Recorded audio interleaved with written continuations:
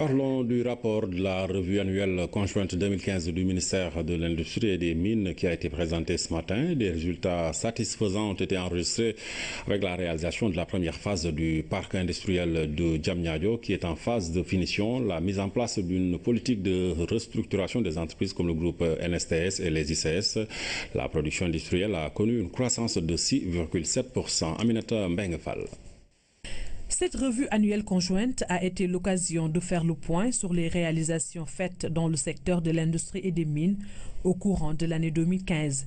L'on peut citer certains projets phares du PSE comme le parc industriel de Diamniadio, la mise en place par l'État d'une politique de restructuration de certaines entreprises, la définition du package d'incitation fiscale envers les investisseurs étrangers, entre autres. La réalisation du parc industriel de Diamniadio, nous sommes en moyenne à 75% de réalisation quand on conserve toutes les phases, mais déjà l'un des hangars est à plus de 90%, il ne reste que la vitrerie donc en façade, donc à des niveaux, nous avons en tout cas les bâtiments à des niveaux différents.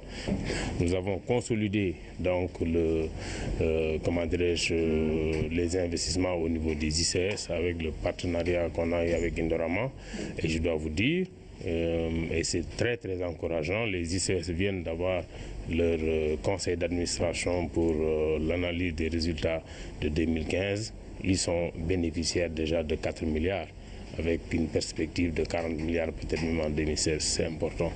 Et nous avons également l'année dernière, si vous vous rappelez, lancé la NSTS. Donc, dans le processus de restructuration, nous sommes quand même aussi, c'est un secteur que nous prenons en charge. Des résultats satisfaisants qui ont permis d'obtenir une production industrielle de 6,7%. Cependant, des défis relatifs à la mobilisation des ressources restent à relever. Accompagner ceux qui avaient cru à l'industrie sénégalaise, qui ont quand même investi pendant longtemps, il faut les accompagner. Il faut également attirer de nouveaux investisseurs dans d'autres domaines et trouver également des ressources supplémentaires pour accompagner les industries dans la réalisation d'infrastructures. La question de la délocalisation de la zone industrielle de la Sodida a également été au menu des échanges. Une approche participative sera privilégiée. La Sodida, c'est un domaine qui est là depuis très longtemps et aujourd'hui qui commence à poser quelques problèmes de sécurité par rapport aux populations qui viennent malheureusement habiter pas loin donc de ces domaines industriels. Et également les entreprises qui sont là-bas sont confrontées à des problèmes d'espace. Donc je pense qu'ensemble nous avons déjà commencé à travailler pour trouver une solution pour que les entreprises qui veulent se délocaliser puissent être en tout cas dans d'autres sites beaucoup peut-être plus grands, beaucoup plus adaptés à leur activité. Le secteur minier a également connu des avancées. 136 sociétés minières ont ouvert un siège aux représentations au Sénégal avec 88 actes miniers délivrés.